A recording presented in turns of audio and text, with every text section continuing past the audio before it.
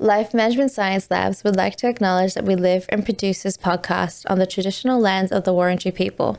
We'd also like to acknowledge the traditional owners of the lands of our listeners and our international colleagues. We'd like to pay our respects to the elders past, present, and emerging.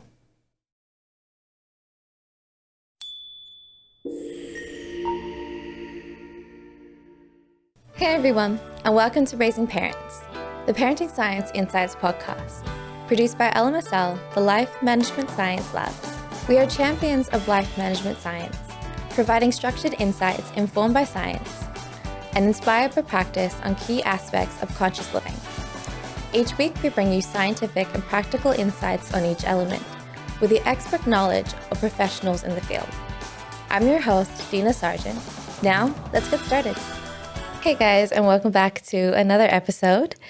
A short time ago, we spoke about managing breastfeeding when going back to work. We focused on the birthing mother's perspective for a majority of the episode, which was great. We touched a little bit on the support of a partner back then. And in today's episode, we're going to be exploring the partner support in breastfeeding in more depth. But I'm not going to be doing that alone because I have no experience whatsoever. So joining us today is pediatric specialist, family health dietitian, and lactation consultant, Nicole Bando. How are you going today, Nicole? I'm very well, thank you, Dina. Thank you for having me on the show today. Oh, it's my pleasure. I'm really glad that we got to speak about this today and got to explore a little bit more about the partner's perspective as to how to manage breastfeeding. Because I know there seems to be not a lot of support that they can give in terms of the physical act of breastfeeding. However, the emotional act is always there, and the supportive role sort of plays a bit more of a part in the process itself. Partner support is just so integral to breastfeeding, and I can't wait to take a deep dive into this. There's so much that partners can actually do, even though mums are the ones that are actually feeding the babies. Yeah, no, I'm really excited. Now, Nicole, you've been working as a clinical dietitian for more than 15 years in Melbourne. 20 now? Yeah. 20. Wow. Okay. So you did that before focusing on lactation and family feeding. Was there a connection between the two different areas that really inspired the change in focus?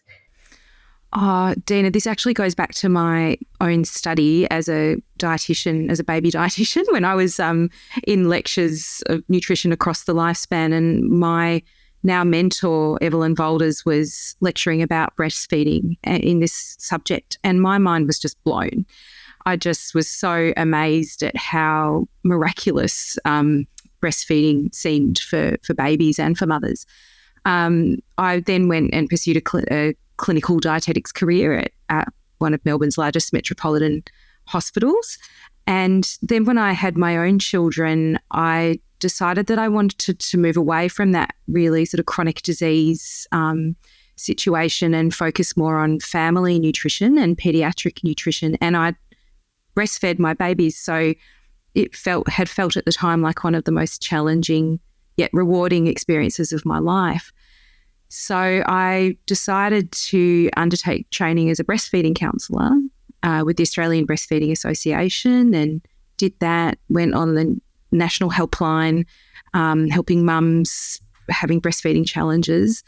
And I just needed to know more and more and more. So in the background, I had a practice. I'd started in private practice as a family health dietitian and undertaken paediatric training at the Royal Children's Hospital here in Melbourne. And then I decided to undertake the additional study and the international exam to become a lactation consultant. So I've been an LC now for 5 years, and I've found that the intersection and the two professions actually are so beautifully suited because they often combine in a consultation. So it allows me to bring some different depths to my Yeah, no, it seems like there is a huge connection between how your diet is when breastfeeding, because there's still a lot of rules when it comes to breastfeeding that, okay, there's certain things that you shouldn't eat, and there's certain times that lactation needs to happen. And so there seems to be a huge connection between how important your diet and managing your diet is? Well, a woman's diet is important during breastfeeding, but breast milk production is fairly robust. A woman's requirements when she is breastfeeding are elevated compared to normal, and specifically with certain nutrients. But it's actually, if we think about, well, what is breastfeeding and breast milk? It's the first nutrition. So it's what helps babies to grow and develop ideally in all forms. So in terms of strengthening optimal, best practice nutrition, breastfeeding's it. So it sort of sets the foundation for a healthy family from the very beginning. And that's what I just love about my job, that I get to be there right at the very beginning in that very vulnerable, precious phase, helping families with a rock-solid foundation for health and well-being. So.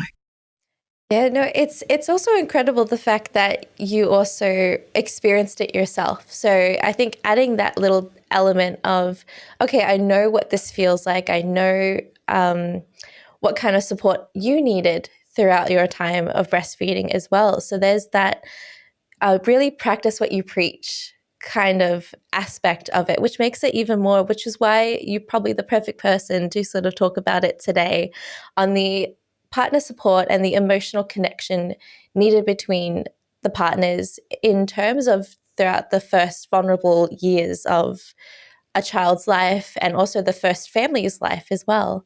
That's right. Absolutely. And I think going through it myself and having children, my children are now 11 and 13 years old, it really brings a different perspective to my clinical practice and different empathy, I suppose. So my support is always very much meeting a mum and a partner, meeting a family where they're at. No, I can't wait to dive into that a little bit more. But before we do, we're going to focus a little bit more on you and getting to know you as a person rather than you just as a specialist in the subject. So when I say these little icebreaker prompts, just say the first thing that sort of comes to your head. We've given this to you before behind the scenes and before off camera, so you have a little bit of time to prepare for it, just to avoid little mishaps we've done the first time round. So yeah, just say the first thing that sort of comes to your head. Okay, so the first one is a favorite book of yours. Oh, a favorite book. I sort of looked at the word book and I thought, my first thought was, I've got 7 next to my bed, which feels a little bit overwhelming. And it's a mixture of novels and parenting books. One currently about raising a teen boy and a tween girl, and another novel that's on the bestseller New York Times list, The Lost Apothecary. I can't say it properly. I wish I had more time. What can I say?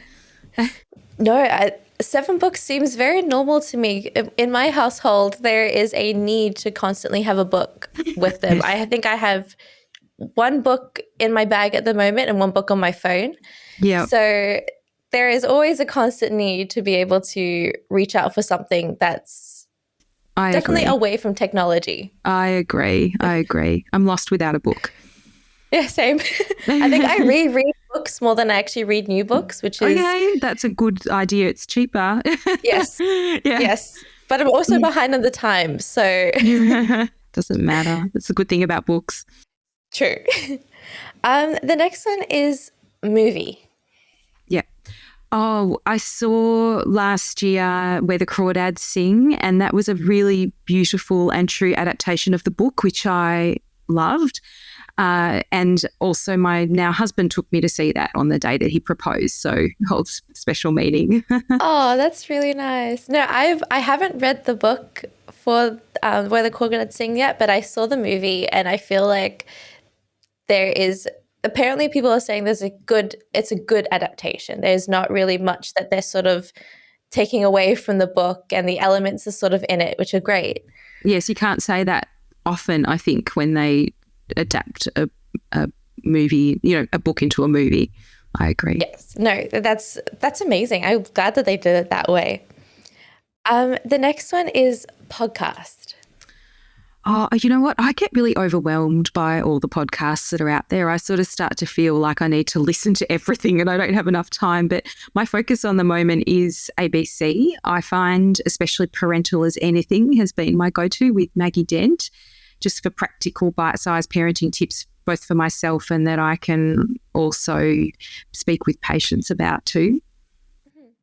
No, I love the way that the ABC does their podcasts, and I think for me to be doing that, it's probably the ideal job. It's the ideal way of doing a podcast because it's so informative in a way that gets you to want to learn about something. It's not just you're sitting there reading a book or sitting there, you're having a real life experience, which is, I think, also the great thing about podcasts. Yes, I agree. The next one is a famous role model. So I'm also preferencing ABC again, Australian female journalists, Sarah Ferguson and also Lee Sales, because I just think that they're tirelessly asking the hard questions to shine a light on the truth. And I think that takes strength. Yes, no, I happened to, I did an internship with the ABC a little while ago, and I got to meet the both of them, which was amazing. Experience. It was just to see them in action as well, and to watch them and to see how they plan things out was incredible. So that was definitely an experience. Yeah. There was, I think, one episode where they had just a huge binder of one episode of notes. And that is incredible to see how they take that and how they sort of plan it out. And I mean, it's not just them, obviously. Of course, there's going to be researchers entailed in it, but just how they take that information and use it for an episode or use it for a story, and how they sort of take that in. They tell a story. Yeah, they're able to tell a story that makes sense to us. Exactly. Yeah. There's no way we would look at that binder and think, okay, there's a mystery in there. Yes, that's right. And the last one is a course that you've completed. Yeah, so I think for me this was the Certificate of Breastfeeding Counselling with the Australian Breastfeeding Association, because the method of counselling that I learnt through that has had the most profound impact on my entire nutrition and lactation practice, and I really believe my ability to help my patients, because it changed my approach from very much a go and do this, sort of prescriptive approach, which is what we get taught, or what I got taught 20 years ago. It's probably changed as health professionals, to really counselling someone to come to a decision that works best for them and meeting them where they're at. Now that sounds like a very great approach to learning as well, rather than just, here's a book, this is what you're supposed to do, and then you have a test at the end of it. Like, it seems like a very put into practice approach, which is great. It's more effective. Yes. No, I think you learn a lot more that way. I think a majority of people learn that way. Exactly. It's a whole lot better. Yes, that's right. So now we're talking about parenting, and we're talking about, joining us on the parenting show, talking about parenting, not so unexpected. But I know that everyone's definition of parenting is very different. I think everyone has a different sense as to who they are as a parent, who they want to be, and how they see parents in action. So to you personally, what do you think the whole idea of parenting is? Oh, such a great question. So parenting is a lifelong journey of love and nurturing and raising a resilient and kind individual who one day you hope will be independent and won't need you anymore in the same way. It's really, for me, about this constant learning and growing and making so many mistakes, and just hoping that my children turn out okay regardless. It's having the grounds constantly shift beneath your feet as our children and as we encounter new phases and challenges in life, because I believe that parents are born alongside their children and therefore need to grow and mature and learn as their children do. So we're all learning together, and none of us have, we encounter new experiences all the time. So parenting is also the process of reparenting yourself and looking in the mirror at your own strengths and weaknesses so that you can do better for your child. This is all my opinion of what it means. I'm parenting an 11 and 13-year-old now, and I feel like the skill set that I need now is just so different to what they needed at 1 and 3. So that's sort of the reason for all those books next to my bed as well. No, I remember those ages. I remember being 11 and 13 fairly recently, and those are really big ages. Those are monumental in terms of, I mean, not just for the child, but for the parent as well. I remember my mum and dad sort of taking on me as an 11 to 13-year-old, and there was a huge different understanding as to what they needed to know and the things, especially the way that technology is running nowadays and society is running nowadays. There's a huge different skill set, like you said, onto what is needed and who they're needing to be, whether they're needing to be a mentor or a supporter or a cheerleader, or sometimes they needed to be, they needed to run my life for a bit in terms of what is right and what is wrong. But yeah, those are big ages to be going through. Yes, and I'm doing my best to be responsive to their ever-changing needs in this new world of technology, which is, as you say, it's quite challenging and different, to what we've encountered before. Yes, no, I agree. Even I'm looking at technology now as a 25-year-old, and I'm looking at it and just being like, okay, I'm still trying to keep up. I cannot imagine how parents are trying to keep up with their kids when I'm barely able to keep it up. Now, new parents sort of deal with that different challenges, dealing with a infant or a newborn. What would you think that expectant parents need to be aware of in their transition to parenthood? I think in our society that there's a lot of focus on the pregnancy and not a lot necessarily about what happens after the baby arrives. And I think a shift in moving into that time and to have knowledge, obviously having knowledge about the pregnancy is really important, but it feels a little bit like focusing on the wedding and not the marriage. And I think in our society, it's made difficult for new parents. It can be hard to access information. We live very separately, often in silos, not necessarily around young children until we have our own. So I encourage parents to learn as much as possible beforehand and during and in those early days, and to really tap into local resources, because there is a lot out there. To do antenatal classes that focus on that postpartum or that after delivery period, and to talk about what their own parenting beliefs between themselves and their wishes for their child. Learning about, and this can happen in some of the pregnancy classes and things, but it might be important to seek out other avenues of education, but learning about what's normal for newborn babies, how to set up the best support structures, what's in my local community, Australian Breastfeeding Association groups, councils, libraries, lactation consultants, community health, and spending time with other babies and children if you can, or at local ABA groups as well is a good place to start. But I think also trying to block out too much noise is important, because there's so much information out there. There's just so much that, and not all of it's correct. So it's really finding the voices that speak to you and blocking the rest of the noise and looking at reputable channels of information. And I've got some resources we can go through a bit later. And finding some trusted healthcare professionals that you feel really comfortable with. And I think all of this helps with learning, well, what's realistic in this new period of life, and what are the expectations around the first months of having a new baby at home, and how intensive feeding, sleep and newborn behaviour can be. Because I see many parents that are really surprised by that. They just couldn't have anticipated it.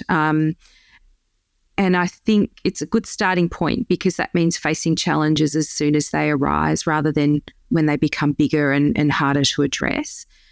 And I think the other thing that's really good to keep in mind is that each stage passes. The first 3 months are incredibly intense, and really in the first year of a baby's life, they need responsive caregivers who are close by. Now, we're looking into a bit more on breastfeeding and focusing this episode as to how breastfeeding is sort of beneficial for both the partner and how it can be beneficial. To you, what is the definition of breastfeeding? So breastfeeding is the act of feeding an infant or a baby human milk directly from the breast. Breast milk is the ideal food for babies, according to the World Health Organization. It is safe, clean, and contains antibodies to protect against common childhood illnesses, and it provides all the nutrients that a baby needs in the first 6 months of life and at least half of their nutrient requirements alongside solids in their second 6 months of life and beyond. Breastfeeding supports normal growth and development. It improves a baby's cognition, reduces risk of obesity, chronic disease, malnutrition, infectious diseases, and death. When a woman breastfeeds, her risk of breast and ovarian cancers and type 2 diabetes are reduced. And it was estimated by the 2016 Lancet series on breastfeeding that 800,000 infants, this is worldwide, and 20,000 women die every year because of not breastfeeding. Breastfeeding is the most sustainable way to feed babies and promotes environmental security. Now, there are specific benefits of feeding directly at the breast rather than breast milk via a bottle. It promotes facial muscle and jaw development and teeth development that are later important in speech. And a baby at the breast can regulate their own intake, reducing risk of overweight and obesity later in life. The act of breastfeeding also promotes the release of oxytocin, known as the love hormone, in both mum and baby, and that promotes, and also in the partner with skin-to-skin contact, and it promotes bonding as well as regulation of baby's heart rate and temperature. Breastfeeding is natural, but it is a learnt skill and it takes time and support to master. So despite WHO recommendations to exclusively breastfeed until 6 months, then alongside solids introduction and until 2 years and beyond, exclusive best breastfeeding rates in Australia are great at initiation, about 90%. They fall to 61.4% of babies in the first month, down to 39.2% by 3 months, and only 2.1% of babies are exclusively breastfed in Australia until 6 months. And that's because successful breastfeeding can be challenging. And though this can be overcome with education and support, government commitment and strategy is required to promote and protect it. It's complicated. No, it's not.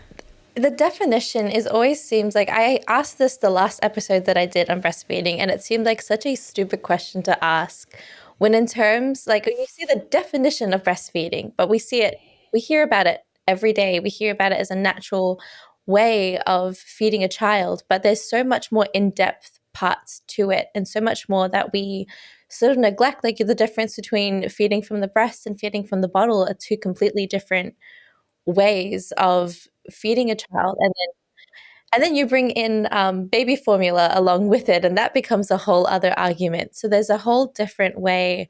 We're not going to get into the baby formula part because I know that there's a huge controversial issue going along with it, but just in terms of the different ways that a child is fed, and that sort of brings in why it's so important to know the benefits, know the differences, and know the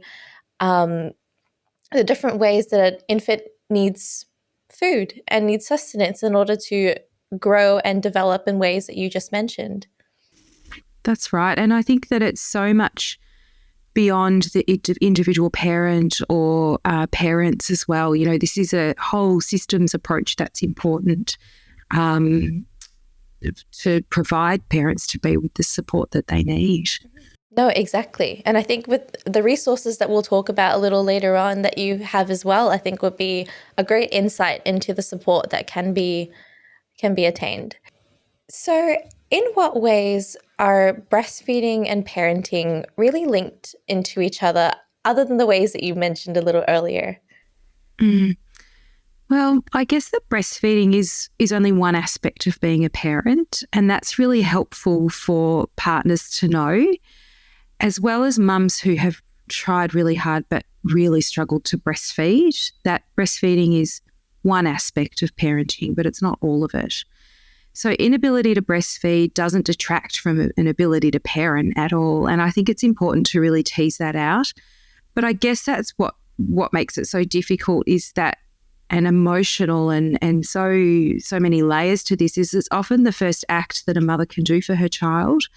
And in that way, breastfeeding is inexplicably linked with breastfeeding, as she can feed and parent her baby according to their cues, but it's not all of parenting either. And I think it's important that we recognise that so that we can provide the support needed for new parents wherever they're at.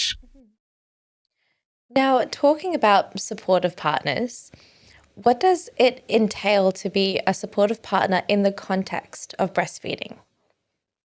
Yeah, so when I think of the word partner, I'm thinking that it could be defined as a male or same sex, or the infant's father, or another key person in the mother's life, such as a grandmother or a close friend. And in a recent 2013 systematic review by Mitchell, Box and Braun, they concluded that partner support in breastfeeding has a positive impact on the initiations at the beginning of breastfeeding, the exclusivity, so breastfeeding only rather than introducing any other form of nutrition or hydration, and the duration of breastfeeding, so the amount of time that baby was breastfed for. And I often refer to this as the breastfeeding triad. So we've got mum, partner and baby. And the concept here is teamwork, because if the partner can be responsive in their support, for example, by helping mum to overcome challenges that she's facing, this is really effective support because it has sensitivity to the mother's needs. Education's really important here too, because breastfeeding is really time consuming in the early days. And it doesn't stay like that forever, but in the early days, it can take at least 8 hours or more of the mum's time to be breastfeeding. It's like a full-time job, and then you've got looking after the baby on top of it. So partners can be really supportive in so many ways, including their language, their actions, how they talk about their partner's breastfeeding with friends and family, and the supportive language that they might use there.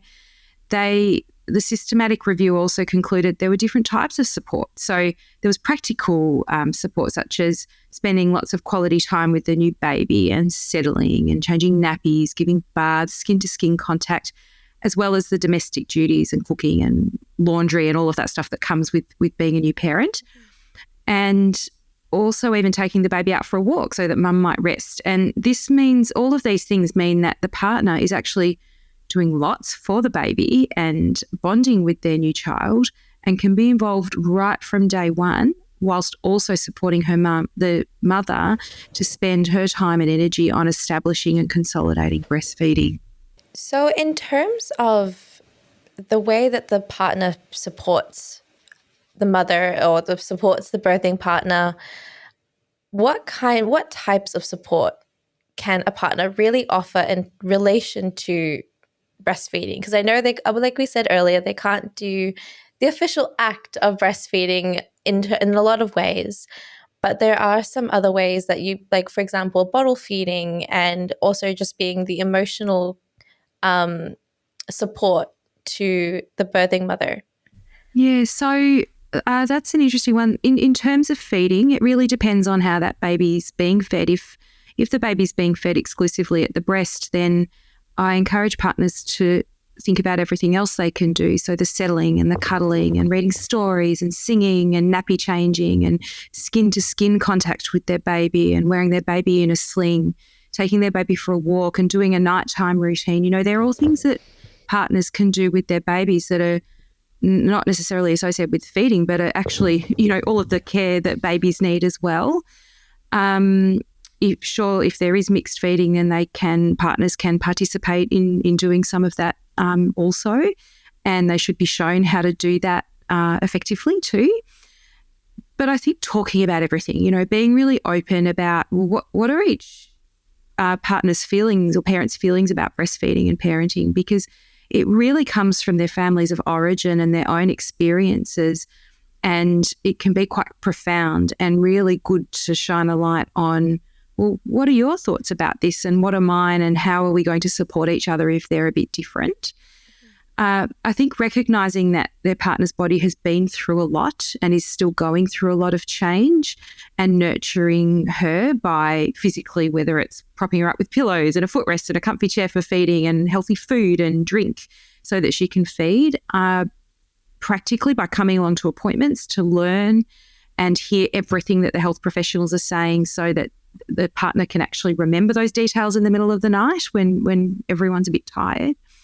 And I think that positive reinforcement of their partner by acknowledging the amazing work she's doing by breastfeeding and growing this baby. So I've, in my personal experience, seen some wonderful partners who are really fantastic information gatherers, and they come along with pens and papers and they write everything down. And I've similarly seen partners struggle when expectations are quite different. So appreciating that it's a time of massive change and adjustment for the relationship, and that can be quite challenging for new parents. And I've also had a lot of women say that they feel really touched out by the end of the day because they've had a baby on them for most of the day that they've been feeding, and they might not feel like they want to be physically close with their partners. And I think it's challenging. It's also very natural, and keeping communication lines open and patience are really important between parents to overcome this time, because it will pass. Closeness can mean a cuddle, a massage, hand-holding, a quiet conversation, or even just having dinner together. So the relationship will strengthen and grow with this adaptation, but it takes a lot of time and patience and just open communication. Mm-hmm. I think that's the big, for me, I've talked to a lot of different specialists in different areas in terms of parenting, and the open communication and the close communication seems to be the one that protrudes through all of these different areas. Yep. And it's Absolutely. Amazing just how much it seems like an easy thing to do, but it's in the actual act of okay, I need to talk to you about something is really difficult to be able to do. Especially when you're trying to keep that closeness like you talked about with your partner, and trying to be try not to neglect either one of you in terms of what your relationship needs. That's right. And we all come along with our different experiences and opinions, and here we are as new parents needing to come together and decide on something also. Yes, exactly. I think that would be the hardest thing, especially raising a child, the different ways that the child is raised, the different ways that one parent wants to let the baby cry and let them sort of self-soothe. The other one's, okay, no, let's go and pick them up and just sort of, in a way, coddle them a little bit more into them just sort of calming down and you being there for them. So there's that huge different ways of parenting that I think each parent does differently. That's right. And also often partners might feel like they'd like to help. They don't like seeing their partner distressed. So if there are breastfeeding challenges, say mum has really sore nipples, for example, it can be a really easy fix for the partner to say, well, why don't you stop breastfeeding? And we start bottle feeding. However, that may not necessarily be supportive if the mum is determined to breastfeed. So it's really more like, well, how can we overcome this together? Where do we need to go to get help? Where can we get the information? What do you need so that we can overcome this situation? So it's learning different tools, I think. No, exactly. Speaking of that, what are some specific strategies or even some techniques that you could recommend for partners to create a supportive and nurturing environment for breastfeeding? Yeah, well, I actually think it starts in pregnancy. So it can be during pregnancy that the partner's actually singing to the baby in mum's tummy, and so that the partner gets used to the baby gets used to the partner's voice. I would say learn as much as possible beforehand. This key thing that keeps coming up in the literature, but in my experience also, is knowledge. You don't have to know everything, but it's helpful to know where to go for the help when you need it. And the more that you know, the more equipped you are for when challenges arise, which they will. 100% they will, right? It's just how we navigate them.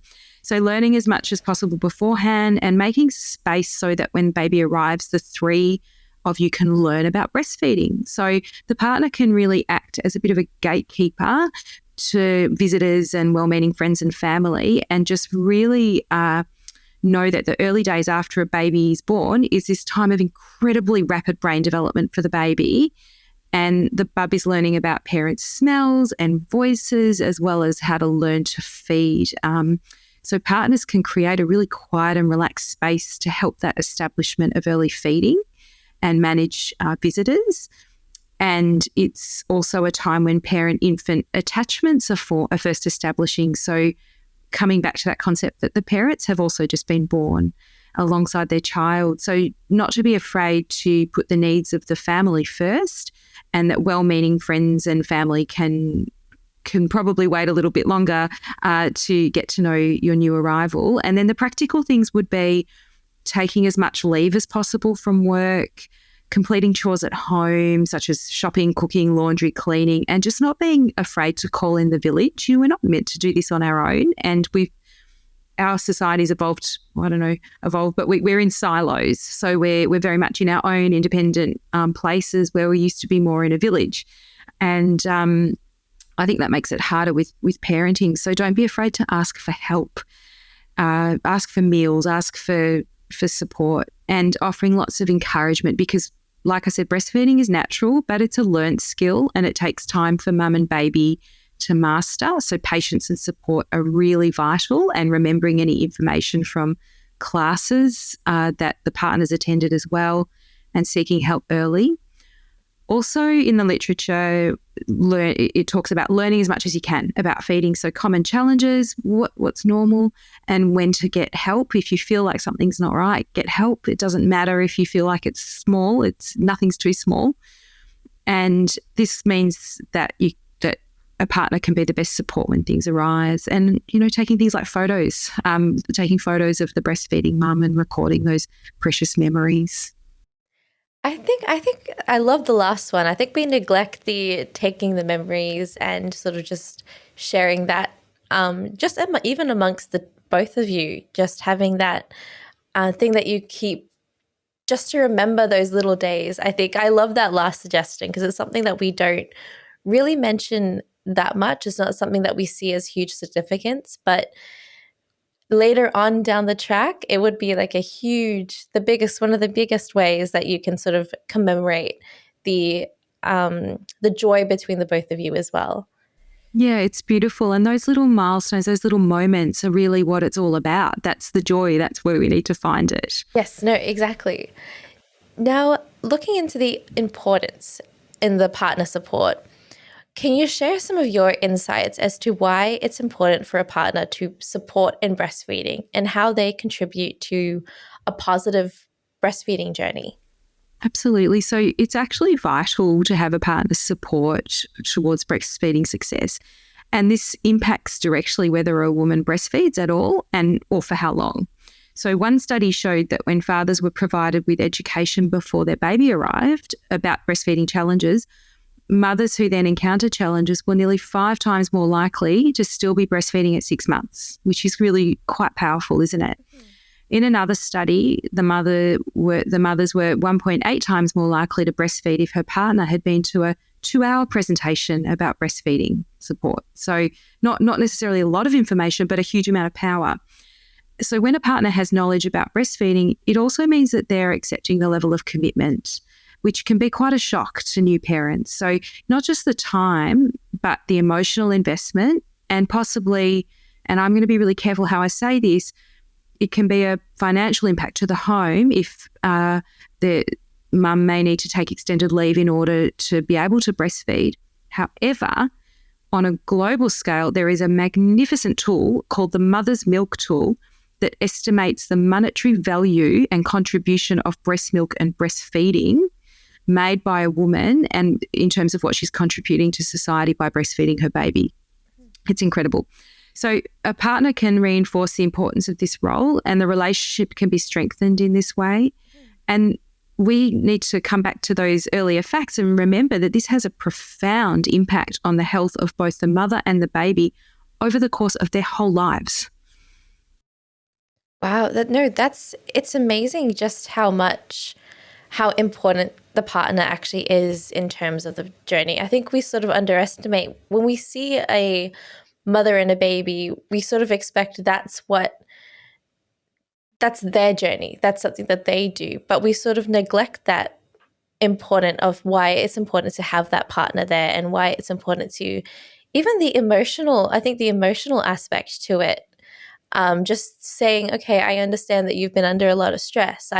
Just having that person who's cheering you on constantly. That's right. It's such teamwork. It's in my consultations, I like both parents to be there.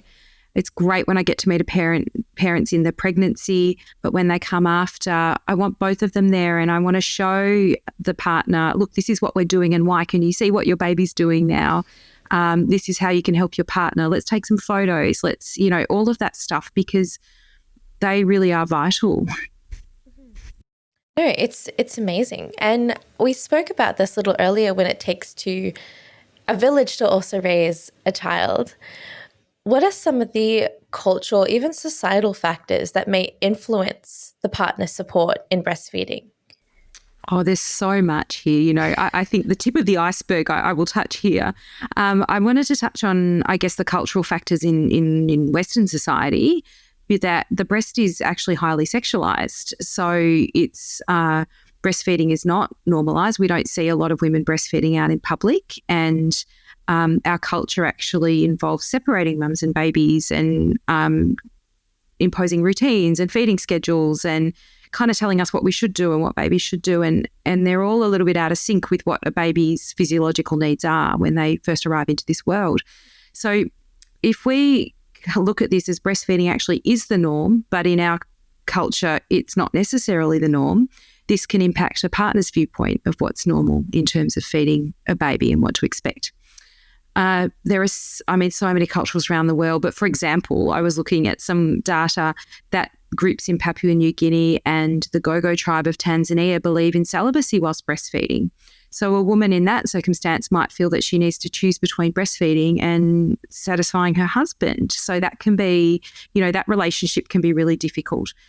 And then there was a study of 120 cultures that showed that 50 believe that the first milk, or the colostrum, which we know is rich in really vital nutrients and anti-infective properties, is dirty, and therefore the breast should be withheld from the infant in the first days of feeding. So, and in some cultures, formula is seen as superior or equal to breast milk. So all of these factors can impact a woman's desire to breastfeed, as well as her partner's support and what the partner's belief systems are.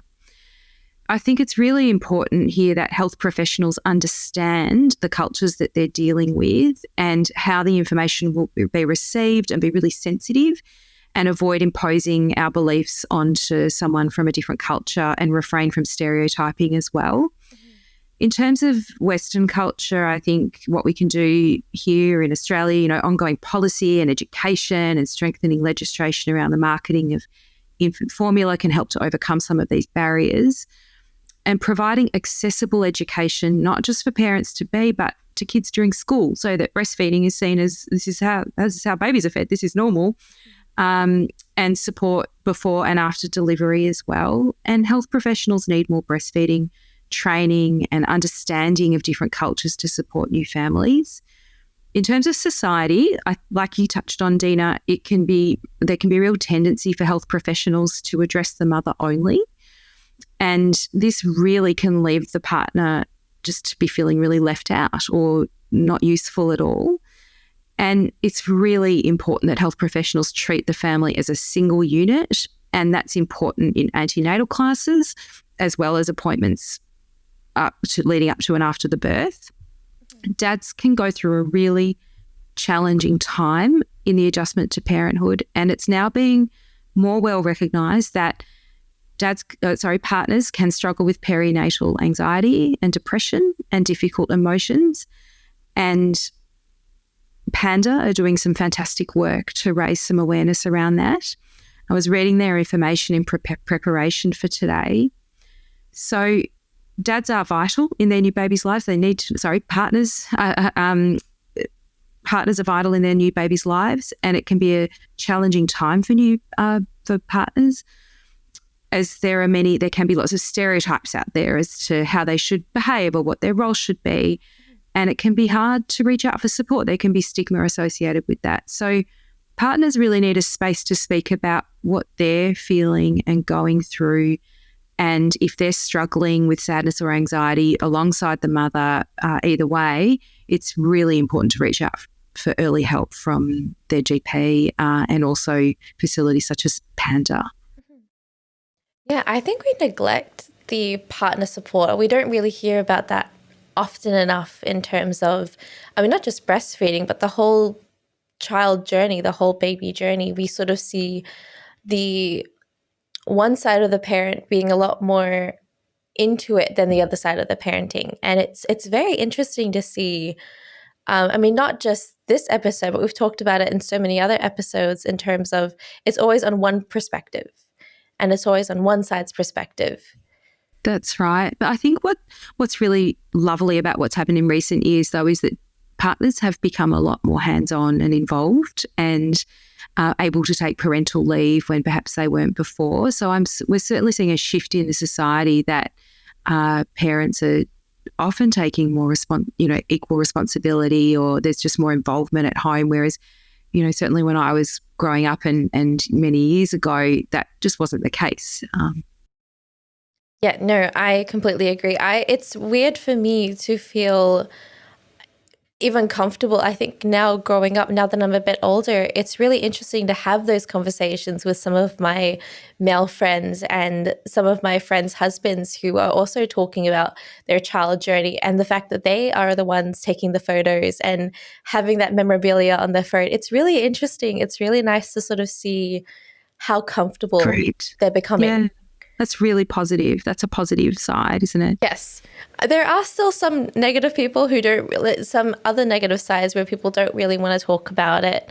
And it's like you said, it is a personal preference. It is a preference as to not wanting to talk about it so often or open the conversation about it with outside of their family circle, which is understandable. But I think in terms of where they're at, it's really interesting to see how much we're talking about now the partner's support in the journey. And it can be challenging. I think there's lots of support from mothers and to speak about their challenges, but there's still stigma associated with partners at times doing that, particularly men. What are some of the misconceptions surrounding partner involvement that can be addressed today in breastfeeding? Well, I think like we were saying, it can often be seen as only within the realms of women, though with organisations like the Australian Breastfeeding Association and Panda and the change in society that we're seeing with more partners being hands-on, at home, that many have also access to perhaps more parental leave, that hopefully this is gradually shifting and changing. And I often hear from my patients that their partners would like to be involved with feeding and they don't know how. And I encourage them to really think about how partners can be involved in all of those other ways that we've discussed, and that remembering that solids feeding is a few short months, 6 months away, which goes by like that, and they can be really involved in that side of things down the track. I think it's also important, like I mentioned, to raise awareness that this can be a challenging time for partners, and our language needs to be more inclusive, such as parents groups rather than mothers groups, or parenting, shared care, that can be helpful as well. But I still think it's common for partners to feel uncertain about their role. But if they knew that they could be so actively involved from day one and understand how vital they are in the care of their new baby, including breastfeeding, even though they're not physically doing the feeding, that's a really great start. No, I love the idea of changing it from mothers groups to parenting groups, because you even think about it, there still exists the single dad area who need that support, who don't really have a lot of people to talk to. So when they're joining a mother's group, it feels such a very societal thing where we're set on like, okay, this is where mothers are meant to go. This is not where single dads can join in and sort of get the same support. I think there's a lot of films when they sort of have that inclusivity now. And like, I think I was watching a film, I completely forgot the name of it now, but it was a Kevin Hart film, and he's a single dad now and raising his child, and he's joining mothers groups because he doesn't know how to tie a diaper, how to manage that. So there is that huge inclusivity now where it's showing the fact that society is having those battles. That's right. Or families where there are two dads, for example. Exactly. Or, there's all different types of families. So our language and our inclusivity does need to change. And actually, the Australian Breastfeeding Association, they have lots of local groups for parents, and they welcome anyone, any parent to be or new parent as well. So they're very inclusive. So it's good to know. Yeah, no, that is amazing. And that also, I'm going to keep saying this today, but it also ties into the next question, which is some of the resources and tools that are available. What are some of these resources that you're talking about a little bit earlier that are available for parents to explore their knowledge? So the Australian Breastfeeding Association, so they run breastfeeding education classes for expectant parents, and I've been to those. I've been part of running those. They are fantastic in what they cover, so practical. They're all over the country. They also have a wealth of information available online, and they have local groups all over Australia that a couple can attend during pregnancy as well as after delivery. For the ABA, membership is reasonable, and it provides additional resources and helps to fund the National Breastfeeding Helpline. So that's another resource. That's a 24-hour mum-to-mum helpline, Australia-wide, that is run by trained breastfeeding counsellors. And, I've been on the other end of that phone to a distressed mum, and often, a parent or a partner that's called and said, I don't know what to do. My partner's going through all of this.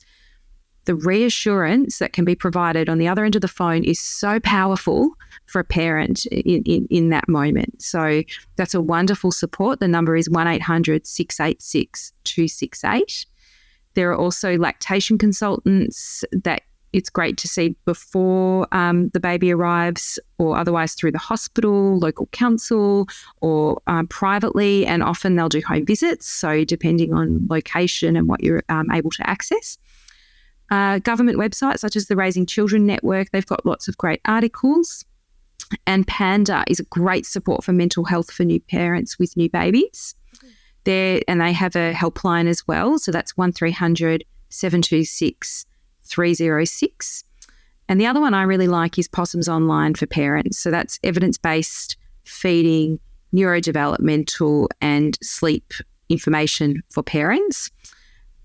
And it's just that message again about choosing trusted sources of information rather than sitting on Google in the early hours of the morning or going down that rabbit hole, and choosing trusted voices that speak to you, that fit in with your instincts and give the same message, because unfortunately conflicting information is really quite common even amongst very well-meaning health professionals. Mm-hmm.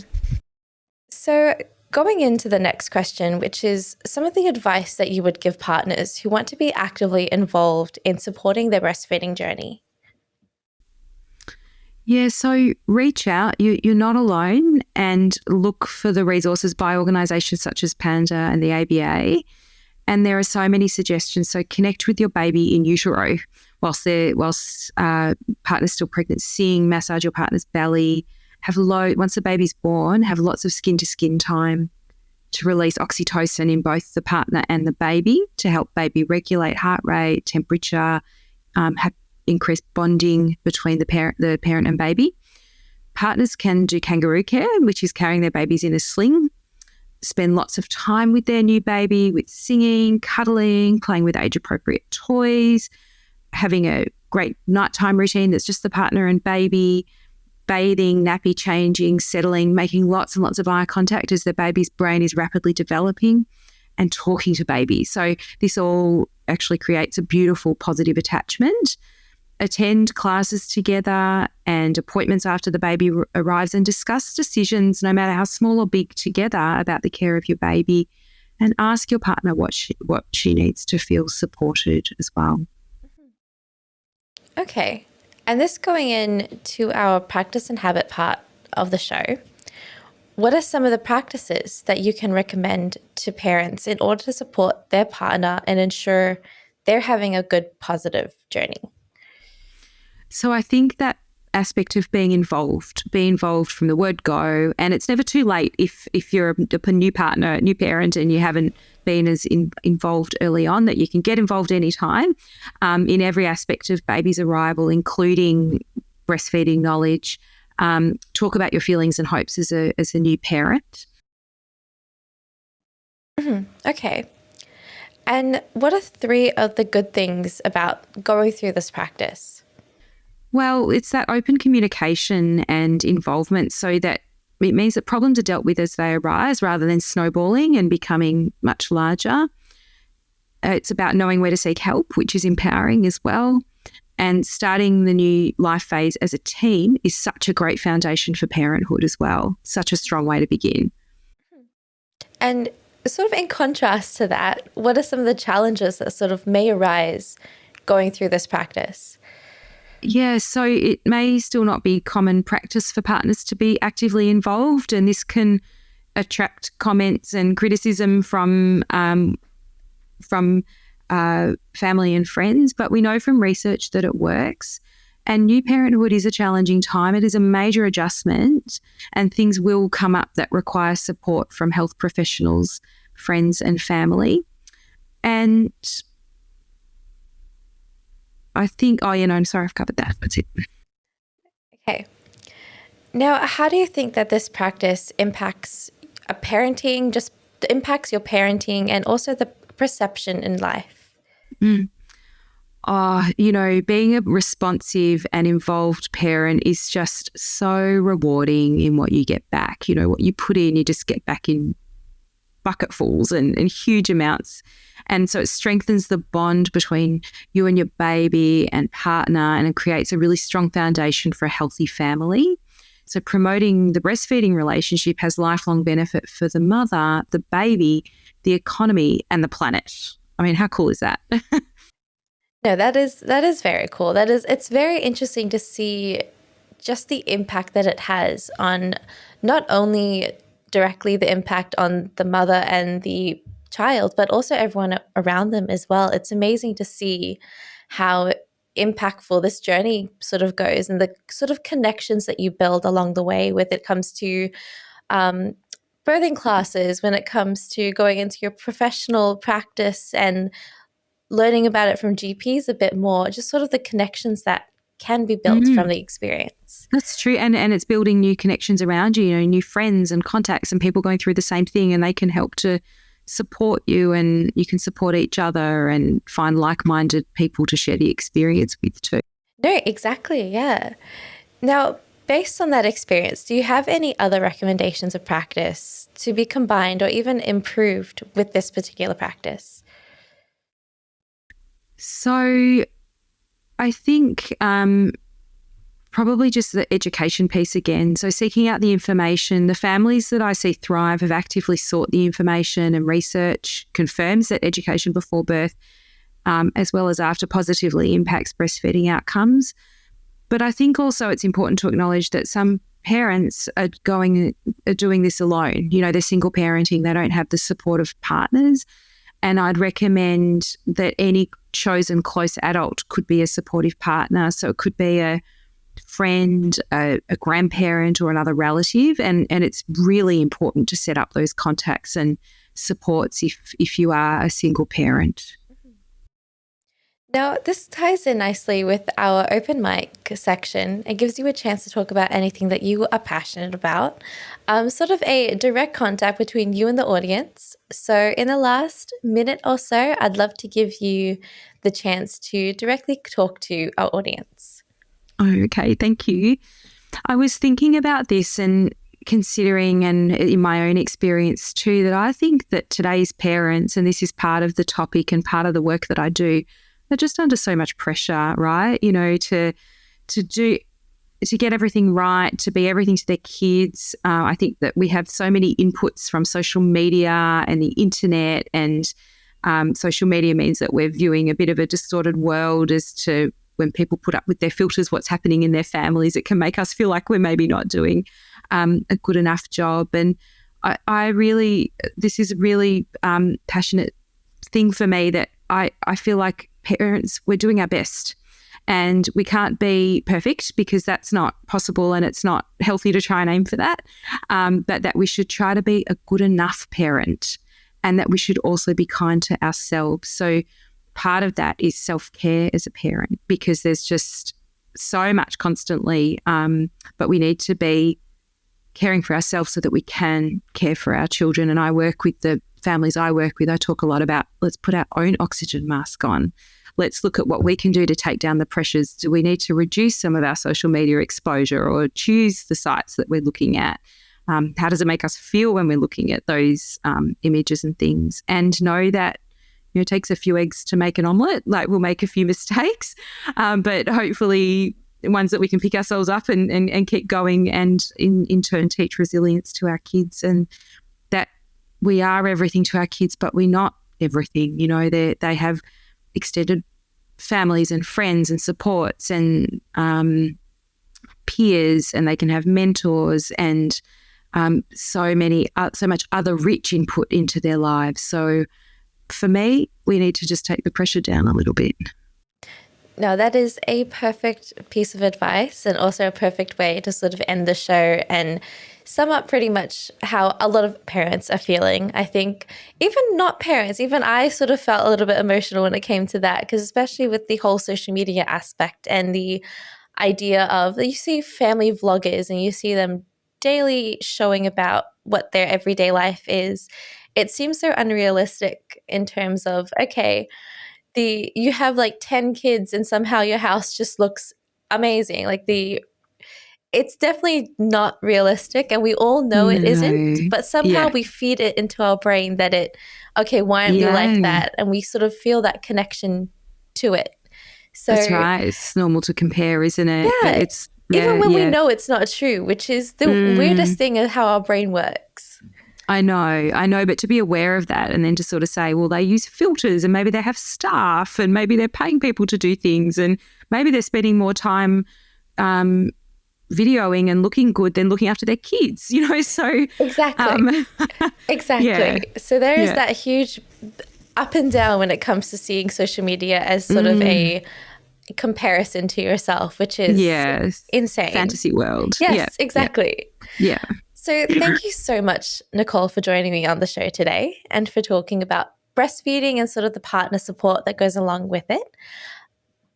If there is a way that audiences would like to get in touch with you to talk about it a little bit more, or even to talk about something that I've missed, because I know I pretty much have missed something. So is there a way that they're able to get a hold of you? Absolutely. Thank you so much for having me on this show today. It's been wonderful, and hearing your viewpoint as well.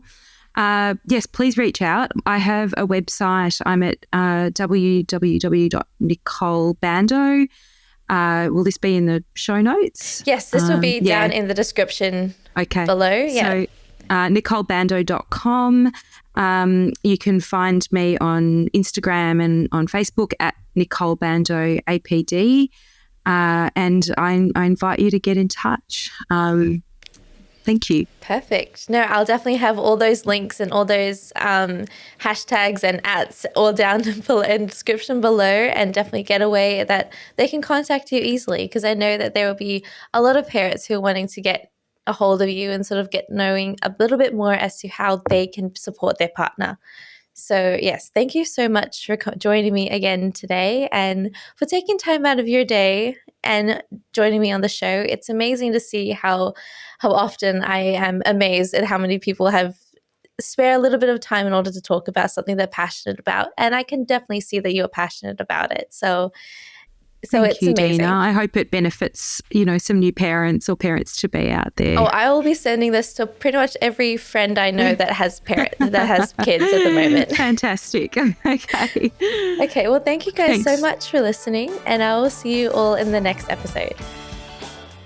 You've been listening to Raising Parents, the Parenting Science Insights podcast, produced by the Parenting Science Labs, a division of LMSL, the Life Management Science Labs. More episodes are available from 10 life management perspectives and can be found by searching LMSL on Apple Podcasts, Google Podcasts, Spotify, and other podcasting apps available on your smartphone. If you enjoyed this episode, please rate, share, and subscribe to our channel so that other people can find it and we can continue to provide quality content.